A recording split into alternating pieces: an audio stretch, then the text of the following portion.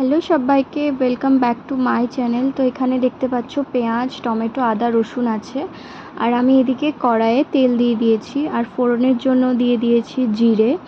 আর মশলাটাকে আমি পেস্ট করে নিয়েছি মিক্সিতে দিয়ে। এবার ভালোভাবে মশলাটাকে নাড়াচাড়া করে নেব। তো এবার দিয়ে দিলাম হলুদ গুঁড়ো, পরিমাণ মতো নুন দিয়ে দেব। এবার দিয়ে দিলাম লঙ্কার গুঁড়ো আর জিরের গুঁড়ো 2 চামচ মতো, ছোটো চামচে দিয়ে মশলাটাকে একটু নেড়েচেড়ে নেব ভালোভাবে।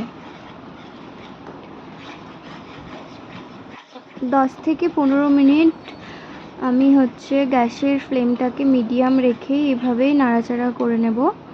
আর তোমরা দেখতে পাচ্ছ মশলার কালারটা কত সুন্দর এসেছে। তো এই দেখো 10 থেকে 15 মিনিট পর আমার মশলাটা কষানো হয়ে গেছে। এবার এটাকে আবার একটু ভালোভাবে নেড়ে নেব, দিয়ে এর মধ্যে দিয়ে দেব একটু দুধ। তো পনিরের রেসিপিটা আমি এটার নাম দুধ পনির। তো তোমরা কীরকম করে এই রেসিপিটা করো আমাকে কমেন্ট করে জানিও, আর কেমন হয়েছে রেসিপিটা আমাকে বলো। খেতে কিন্তু খুব সুন্দর হয়। আর এই যে কড়াইয়ে মশলাটার ওপরে তেল ভেসে এসেছে, আমাদের মশলাটা প্রায় মোটামুটি কষা হয়ে গেছে। তো এটাকে আর একটু একদম গ্যাস কমিয়ে দিয়ে একটু ভালোভাবে নেড়ে চেড়ে নেব, দেখতে পাচ্ছ। আর এই যে রেসিপিটা না রুটি বা পরোটার সঙ্গে খেতে খুব ভালো লাগে। এদিকে মশলাটা আমার কষানো হয়ে গেছে। এবার আমি এর মধ্যে পরিমাণ মতো জল ঢেলে দেব। জল ঢেলে চারিদিকে যে মশলাটা আছে সেটাকে আমি ভালোভাবে কড়াইয়ের মধ্যে মিশিয়ে নেব। তো এবার মিশিয়ে নেওয়ার পরে আমি কড়াইটাকে আমি ঢাকনা না দিয়েই করছি। আমি এরকম ঢাকনা খোলা রেখেই আমি এই রান্নাটা করব। আর একটু পরিমাণ মতো আমি এর মধ্যে জল দিয়ে দিলাম, কারণ একটু রসা রসা হবে, নাহলে ভালো লাগবে না রুটি দিয়ে খেতে। একদমই গাঢ় হয়ে গেলে কেমনই লাগবে। এবার দিয়ে দেবো, একটু ফুটে উঠেছে। এবার পনিরগুলো আমি কেটে রেখেছিলাম এরকম করে নিমকির আকার করে।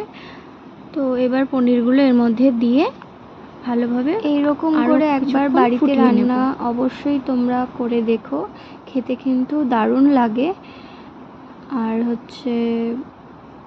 কেমন হয়েছে রেসিপিটা আমাকে অবশ্যই তোমরা জানিও। আর এই দেখো এদিকে আমার পনির রেডি হয়ে গেছে। আর এবার আমি এর মধ্যে দিয়ে দেবো কাসুরি মেথি। এই যে কাসুরি মেথিটা আমি এবার দিয়ে দিলাম। তো আমাদের রান্না রেডি। তোমাদের যদি আমার এই রেসিপিটা ভালো লেগে থাকে তাহলে অবশ্যই রেসিপিটাতে একটা লাইক করে দিও, আর আমার চ্যানেলটাকে সাবস্ক্রাইব করে দিও নতুন হয়ে থাকলে। আর আমি অনেক দিন ধরেই ভিডিও দিচ্ছি, আমার জানি না ভিডিও কেন ভাইরাল হয় না। তো তোমরা প্লিজ আমার ভিডিওটাকে দেখো, আর আশা করছি তোমাদের খুব ভালো লাগবে। আর বাড়িতে অবশ্যই ট্রাই করো একবার। Tata, by.